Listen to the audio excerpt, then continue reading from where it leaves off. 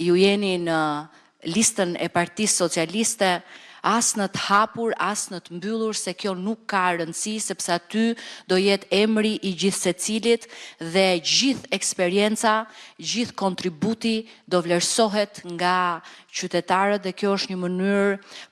jo vetëm për t'i kthyer qytetarëve dhe Partisë Socialiste, por dhe Partia Socialiste e qytetarëve për t'ju kthyer ju besimin dhe mbështetjen që i keni dhënë.